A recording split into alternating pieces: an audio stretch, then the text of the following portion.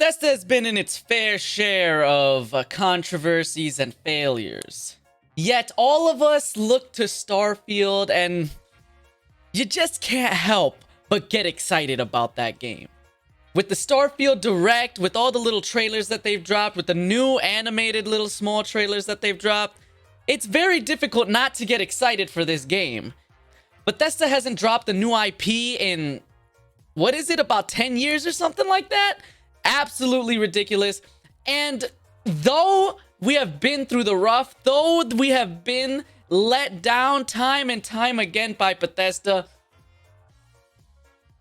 you just can't help but want to go back, because Bethesda's one of those companies that even though you know that they have lied, they have cheated and ripped people off in the past, you just can't help but want them to succeed because the IPs under them are so great. The things that they own, the game IPs that they own, they're so great that you want them to do well because you want a good game.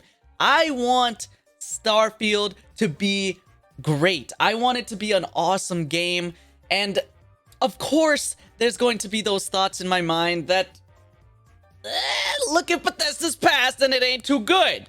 So, you know, if you look to the past, it might be a good indication of what's to come in the future. Now, Bethesda has been working on Starfield for many, many years now. And one could hope, a man could dream, that hopefully all those years of development, that all that time, that effort and care that they've put into this game is gonna show when the game releases. We do not want another Fallout 76 fiasco. Ladies and gentlemen, I'm here to say that as concerned, as worried, as skeptical as I am in Bethesda now, I am still excited for Starfield. I still want it to be good. Listen, maybe I am delusional. Maybe I am lying to myself, right? Saying, there's hope. There's hope.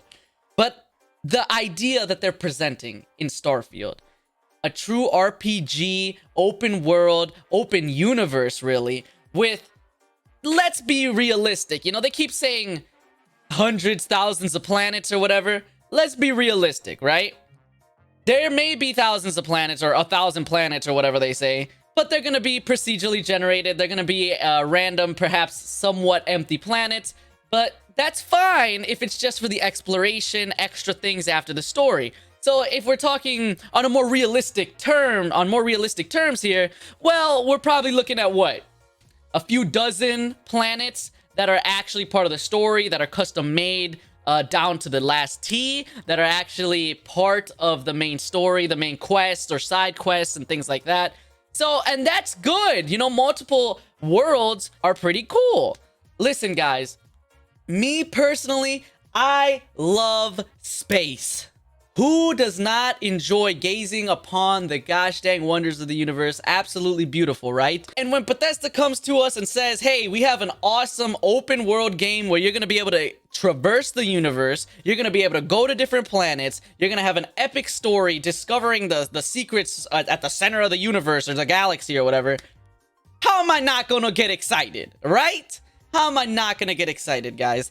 And though Bethesda has had the muddiest, most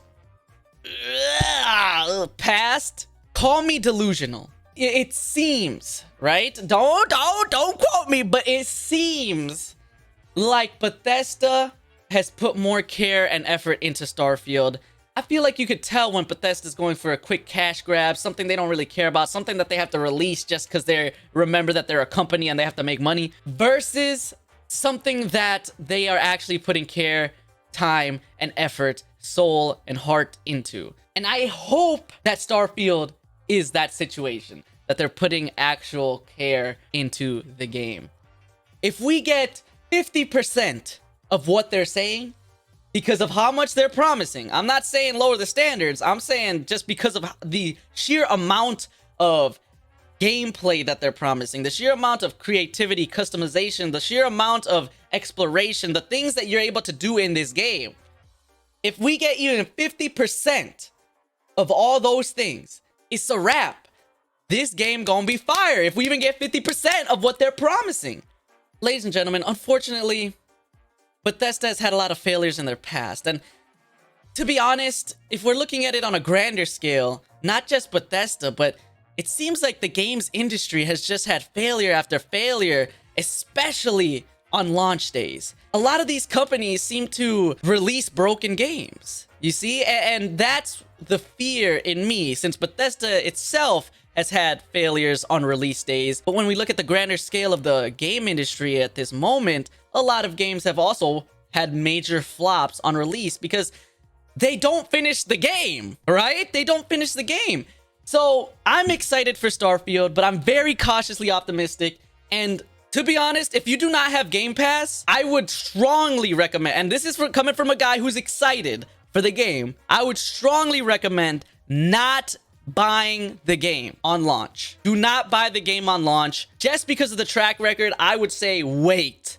Wait for some reviews. Wait for some people to come out with videos, your boy included, and see if it's a game that's going to interest you. See if the game isn't broken on launch. Me personally, I have the Xbox Game Pass, so I'm not spending any extra money on it, and that's the only reason that I'm gonna be able to play it on launch. If you have the Game Pass, then go for it. You know, I'm excited. I want to play it on the Game Pass. I want to play it as soon as possible because I want to know, is this game actually worth it or not? Is this game another flop, or is it going to be Bethesda's big redemption?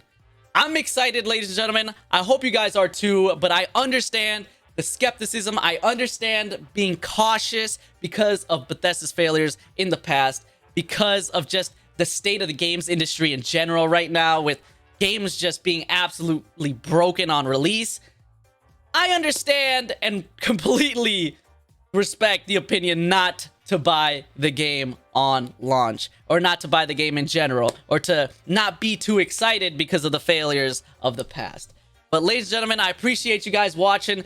Let me know what you're thinking about Starfield down in the description below. Let me know if you're optimistic, cautiously optimistic, or have completely lost faith in Bethesda. Hey, let's have a little discussion in the comments.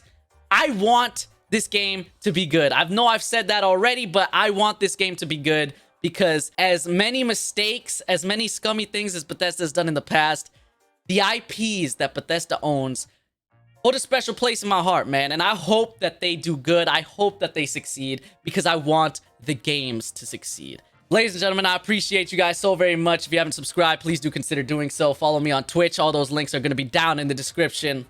I appreciate y'all. Thank you so very much for watching. And until next time, I'll see you.